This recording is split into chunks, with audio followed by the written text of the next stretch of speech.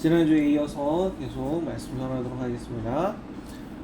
오늘 성경에 보면 가나안 정복이라는 민족적 과업을 수행하는 책임있는 지도자 여호수아가 기브온 사람들에게 속아나 먹는 장면이 나옵니다.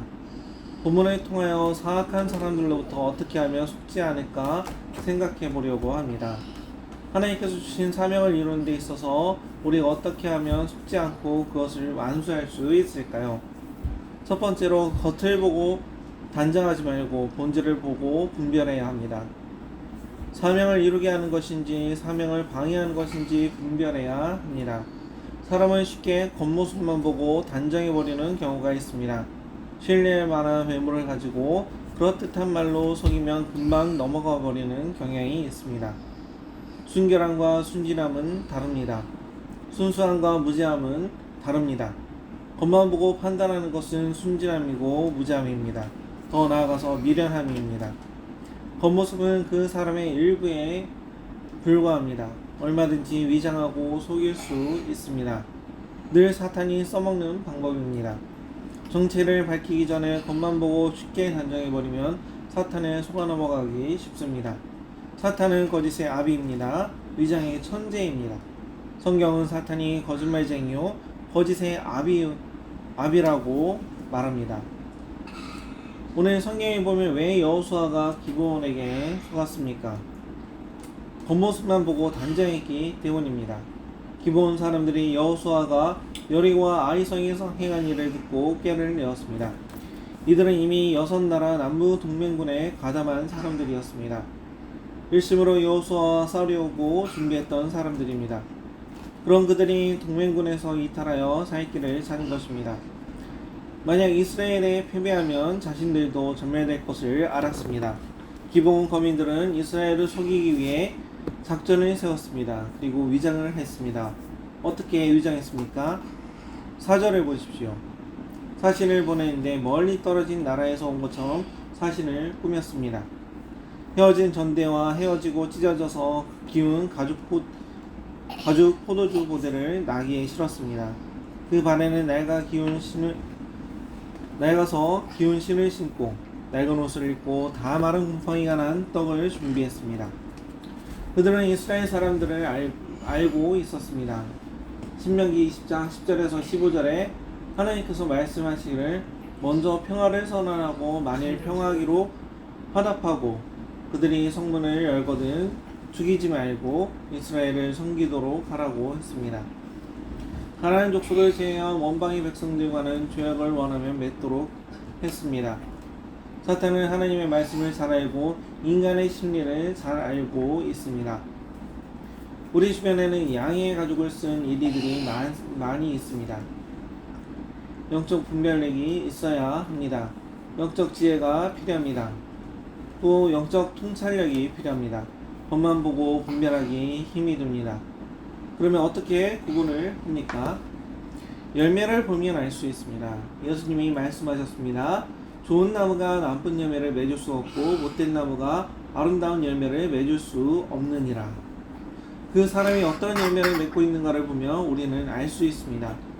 다른 사람을 정죄하고 교회 공동체를 파괴하고 하나님의 말씀을 어기게 하는 말과 행동을 분별해야 합니다.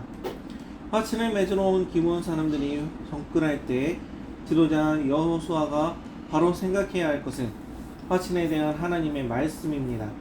이미 하나님께서는 모세를 통하여 가나안 족속과는 조약을 맺거나 혼인을 하지 말고 모두 진멸하라고 하셨습니다. 두 번째로 유익을 기준으로 단정하지 말고 정당성, 명분을 기준으로 분별해야 합니다. 유익할지라도 정당성이 없으면 거절해야 합니다. 사람들이 쉽게 속아나 먹는 것은 정당성보다는 이익에 너무 집착하기 때문입니다. 상이 당하는 사람들을 보면 대부분 너무 이익에 집착하는 사람들입니다. 이자를 과도하게 받기 위해 사채이자로 빌려주었다가 돈을 다 잃어버립니다. 신개발지 땅에 투자하면 2배의 이익이 온다는 말을 듣고 투자합니다. 주식을 하면 고가 미술에 투자하면 일확천금을 번다는 말에 속아 넘어갑니다. 우리나라의 대표적 범죄는 위증, 루고, 사기라고 합니다. 인구 비율을 고려하지 않은 단순 비교로도 위증 범죄는 16배, 무고는 39배, 상인은 26배나 많다고 합니다. 이 세 가지 공통점은 다 타인을 속인다는 것입니다. 정부, 기업, 개인 등 사회 전반의 속임수 투성입니다. 조국 사태를 보십시오.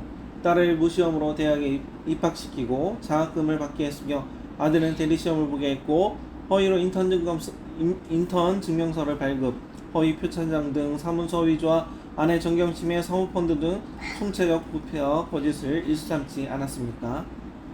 이익을 위해서는 법이나 상식, 도덕은 잠깐 눈 감을 수 있다는 생각이 지배하니까 수단과 방법을 가리지 않고 돈과 힘을 얻으려고 하는 것입니다.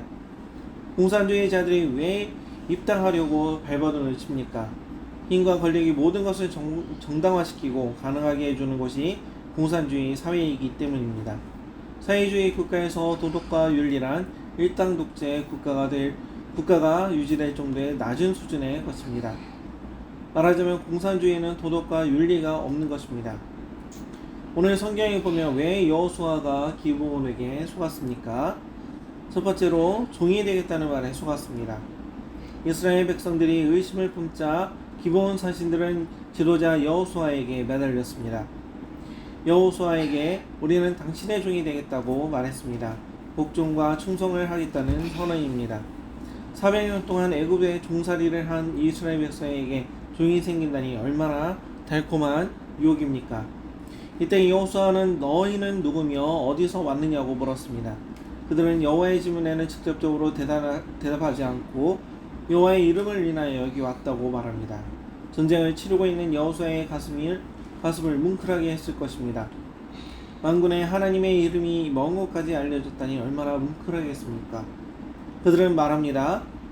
하나님의 명성과 애굽에서 행하신 모든 일을 들었고 또 요단 동쪽편에 있는 아모리 사람들의 두 왕에게 행하신 모든 일을 들었다는 것입니다. 얼마나 여호수아를 감동시킬 수 있는 말입니까? 이렇게 신앙과 신령과 관련된 동조나 칭찬은 경계의 빗장을 풀어내게 합니다. 무장 해제시키는 것입니다. 우리는 낯선 사람의 지나친 칭찬과 호의, 아량을 경계할 필요가 있습니다. 그들 중 상당수가 발톱을 숙인 맹수로 변하기 때문입니다. 이익 앞에 마음의 문을 열고 적을 동지로 받아들여서는 안 됩니다. 정복의 대상을 화친의 대상으로 받아들여서는 안 됩니다. 경계의 대상을 동지로 받아들여서는 안 됩니다. 세속주의가 아무리 평등, 평화, 박애를 외치며 다가와도 교회는 적그리스도의 사상인 공산주의를 허용하면 안 되는 것입니다. 사단은 늘 그렇게 유혹합니다. 아담과 하와를 유혹할 때도 너희 눈이 하나님처럼 밝아질 것이라고 했습니다. 사람이 하나님처럼 된다니 얼마나 큰 유익입니까? 예수님을 유혹할 때도 보십시오. 예수님을 지극히 높은 산으로 데리고 가서 선한 만국을 보여줍니다. 그리고 엎드려 경배만 하면 모든 것을 내게 주겠다고 합니다.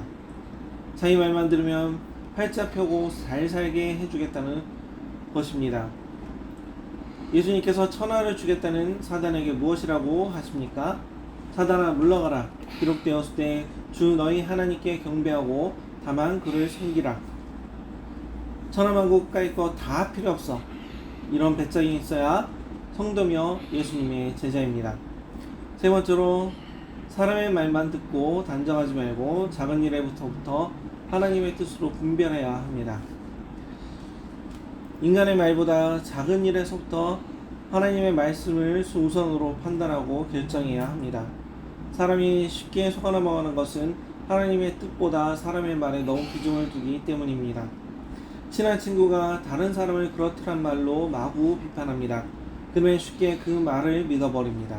그리고 자신이 보지도 알지도 못한 것을 마치 사실인 것처럼 믿고 자신도 친구처럼 또 다른 사람에게 말을 옮깁니다. 하지만 그 모든 과정은 하나님과 사람에게 죄를 짓는 과정일 뿐입니다. 이게 아니다 싶을 때면 우리는 멈춰서서 조용히 하나님의 뜻이 무엇인지를 생각해야 합니다.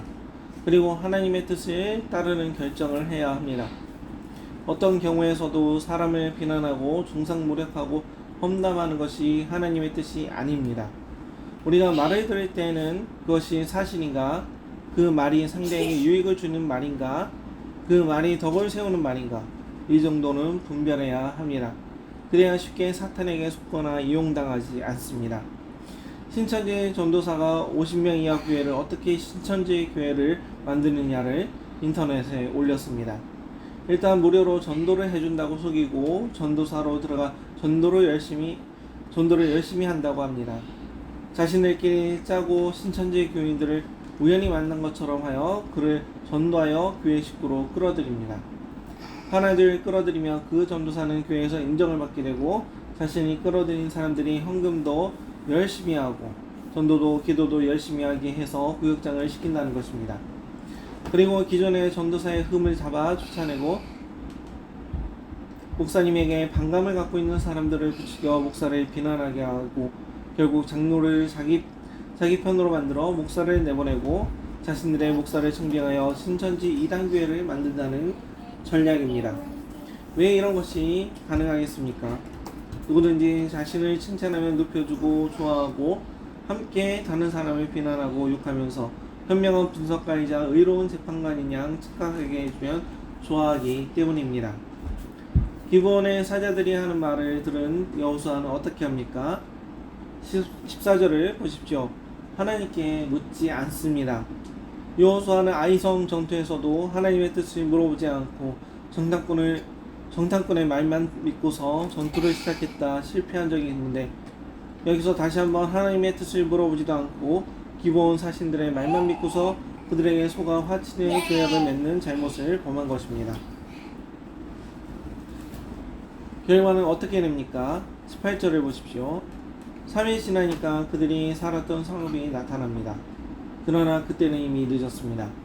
하나님 앞에 약속을 하였기 때문에 그들은 그 언약을 어기고 칠 수가 없었습니다. 기본 거민들을 살려줘 훗날 이스라엘의 가치가 되었습니다. 사사시대에 이스라엘 사람들이 그들의 신을 섬기고 그들의 딸과 아들과 결혼시켜 하나님의 말씀을 거역해 버립니다. 그래서 사사시대의 역사가 험난합니다. 우리가 속지 않기 위해서는 작은 일에도 하나님의 뜻으로 분별해야 합니다.